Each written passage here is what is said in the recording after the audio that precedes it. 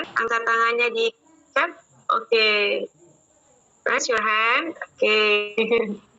Apa jangan-jangan ini dipakai sama Kak Nita untuk bisa mau bergabung acara sore ini, malam ini. Ya, ini perlu diselidiki ini ya. Coba, Mas sudah raise hand?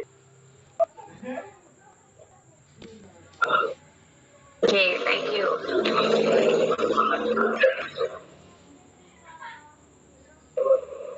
Ya, baru 2 yang angkat tangan. Yang 3 mana ini?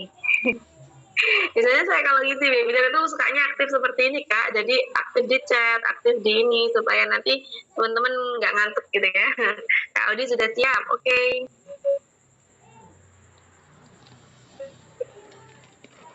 Oke, let's go. Sekarang kita terbang ya. Pertama, tunjukkan boarding pass Anda untuk masuk pesawat QZ bercerita dalam posisi siap. Yang kedua, pindahkan data seluler menjadi mode pesawat. Yang ketiga, pasang sabuk keseriusan. Yang keempat, hindari berdiri meninggalkan bangku tegak dengan urusan yang tidak terlalu penting. Maka dalam 30 menit ke depan, Anda akan bersama pilot Kak Wati untuk menuju ke pulau bercerita. Are you ready? Let's go. Next slide. Nah, kita akan membedakan antara mendongeng dan read aloud. Mendongeng itu apa? Mendongeng ini sebenarnya kita sedang menceritakan kembali isi buku dengan kata kita sendiri. Namun, read aloud ini membaca cerita sesuai dengan text by the text. Tanda baca yang ada di dalam buku dibaca, berhenti, titik, koma, jeda sebentar, harus sesuai, tidak keluar dari teks. Tetapi, kita akan bisa membaca nyaring dengan indah apabila kita bisa mendongeng dengan intonasi yang bagus. Jadi, mendongeng dan read aloud tidak bisa terpisahkan. Seperti itu. Ya, jadi kalau mau bisa manis read aloud-nya, teman-teman juga bisa menguasai intonasi dongeng. Lanjut. Kita mengentar dulu ya. Nah, sebenarnya kalau bercerita ini adalah kita sedang menceritakan peristiwa fiksi dan non-fiksi. Kalau dongeng ini suatu bentuk hayalan, sehingga cerita dongeng bisa masuk ke dalam cerita, tetapi cerita belum tentu bisa masuk ke dalam dongeng. Termasuk cerita rakyat yang berkembang di Aceh, itu juga merupakan bagian dari dongeng-dongeng yang setiap sesepuh memiliki ceritanya masing-masing yang berbeda. Mungkin dari segi tempatnya, tokohnya. Lah, ini yang membedakan. Kok ada lomba bercerita ya Kak? Kok ada lomba dongeng ya? Sebenarnya yang benar tuh mana sih gitu ya? Kalau bercerita itu ya kita menyampaikan rangkaian peristiwa baik isinya fiksi maupun non-fiksi. Tetapi kalau dongeng itu unsur rekaannya banyak seperti itu. Lanjut Kak. Mengapa harus mendongeng? Lanjut. Nah, karena mendongeng itu bisa menasihati tanpa menggurui. Anak-anak kecil sangat suka itu. Jadi jangan sampai kita sebagai penutur itu bilang, tadi ya si kancil sudah bilang, jangan meletakkan botol minum sembarangan. Nah, rusak nanti makna dongengnya. Jadi tanpa itu anak-anak sudah bisa menginternalisasi, sudah bisa memaknai dongeng, sehingga tanpa perlu adanya pesan cerita di akhir. Yang kedua, mengembangkan imajinasi. Yang ketiga, meningkatkan kecerdasan. Kita bahas di meningkatkan kecerdasan dulu ya.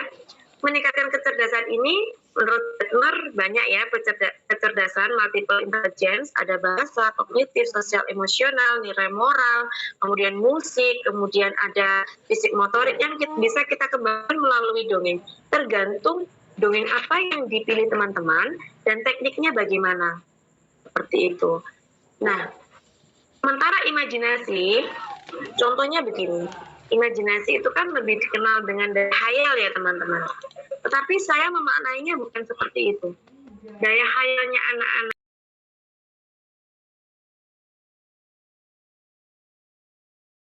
menentukan media. Kalau saya sendiri, kenapa suka mendongeng dengan media buku? Satu, karena kalau adanya buku itu kita tidak terlepas. Anak-anak juga akan kembali kepada literasi kan ya, mulai minat bacanya meningkat, tergantung kita bagaimana mengeksplor buku kayak gitu. Kemudian kita juga perlu mempelajari karakter anak didik kita atau peserta kita serta waktu. Waktu ini kaitannya dengan usia. Karena masing-masing anak memiliki daya konsentrasi sesuai kemampuan berpikirnya. Kemudian menggunakan teknik yang sesuai dan teknik penutup yang tepat. Nah, nanti kita akan langsung praktek. Lanjut ke Audi.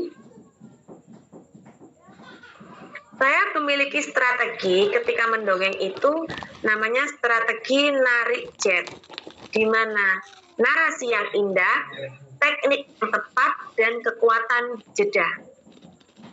Ini tiga-tiga.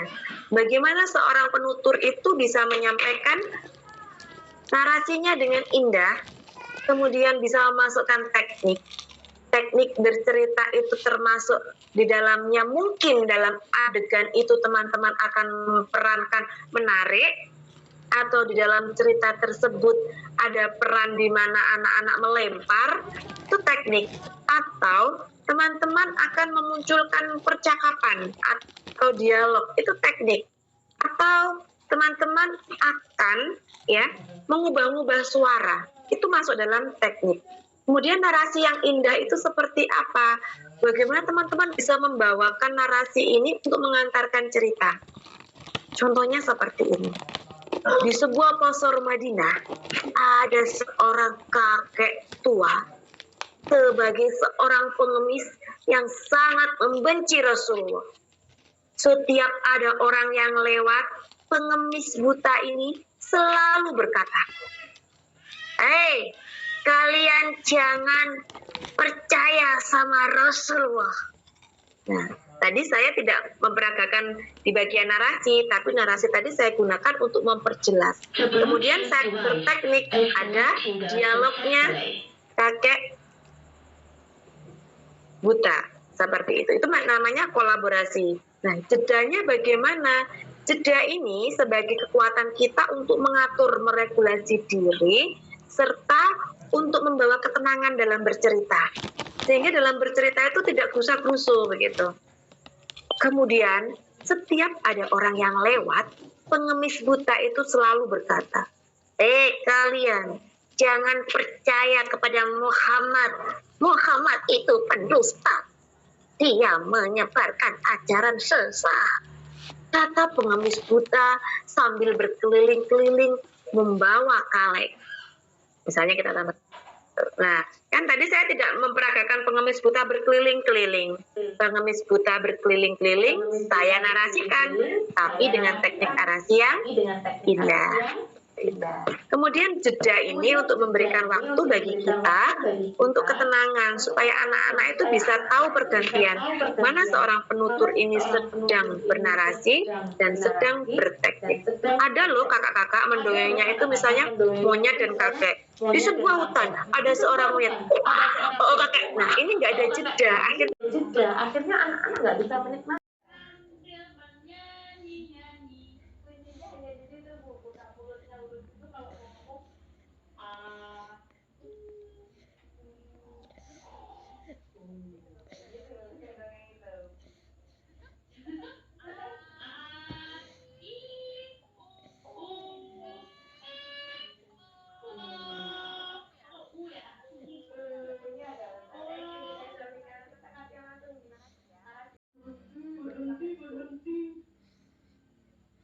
Berhenti, kereta jeruk ini muatannya terlalu berat. Bagaimana kalau ada yang turun? Kata Jenderal Smooth. Wah, kalau ini mah pro nih, kemenangan buat Kak Olivia. Gak perlu banyak, kan ini udah pinter, gak bisa.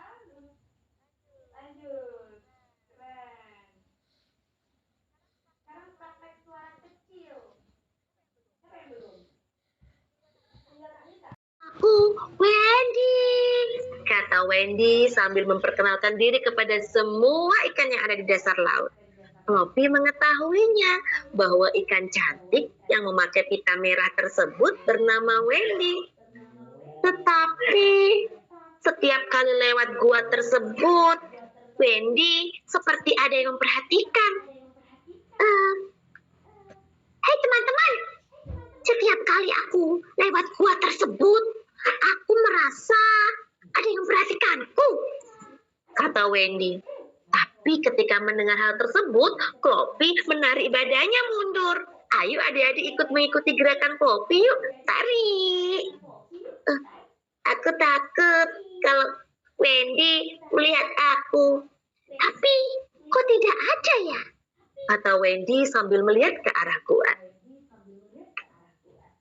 Suatu hari, Wendy merencanakan untuk piknik. Dia membawa keranjang makanan yang berisi. Ayo adik-adik mau membawa apa? Tomat, boleh. Mau bawa apa? Pizza, boleh. Mau bawa apa? Burger, roti, jus, boleh. Semuanya kita masukkan ke dalam keranjang. Yuk ikuti gerakan Kak Wati yuk. Masukkan ke dalam keranjang. Wendy membawa semua makanannya ke dalam keranjang. Dan tidak lupa, agar aku tambah cantik, aku akan menggunakan bros. Bros itu seperti ini loh adik-adik. Ini namanya bros. Tapi kali ini aku tidak mau menggunakan bros yang bentuknya seperti itu. Aku mau membawa bros dan memakainya. Yang bentuknya lingkaran dan berwarna-warni, kata Wendy. Tetapi Wendy terus berjalan jauh dan menikmati makanannya bersama teman-teman. Si ikan buntal memakan makanan yang berwarna merah. Si gurita memakan apa ini adik-adik? Iya, pinter jus. Dan apa ini adik-adik? Wah, sementara si Wendy memakan apa adik-adik? Iya, burger. Tidak terasa, hari sudah mulai malam. Dan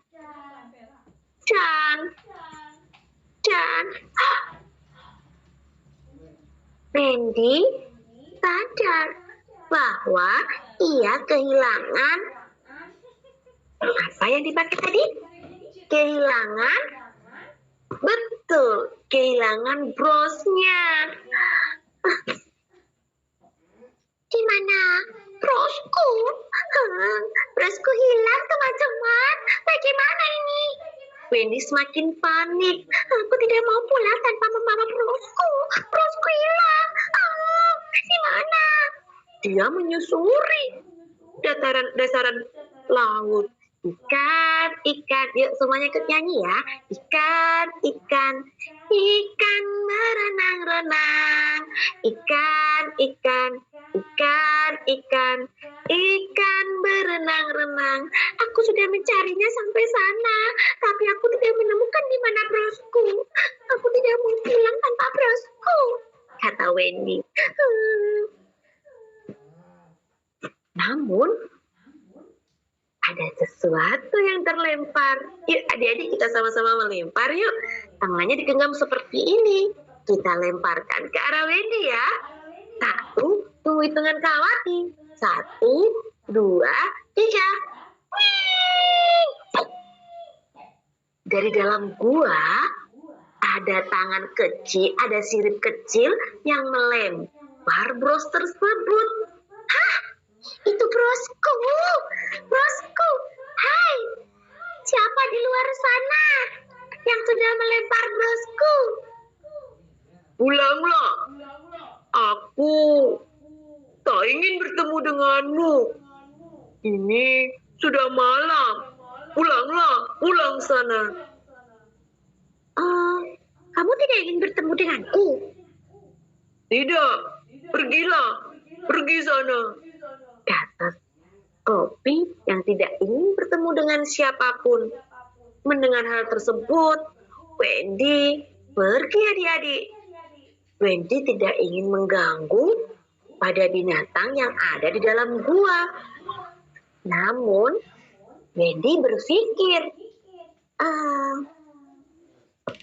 bagaimana kalau besok pagi aku akan membawakan sesuatu untuknya. Ayo adik-adik mau membawakan apa untuk hewan yang ada di dalam gua? Boleh.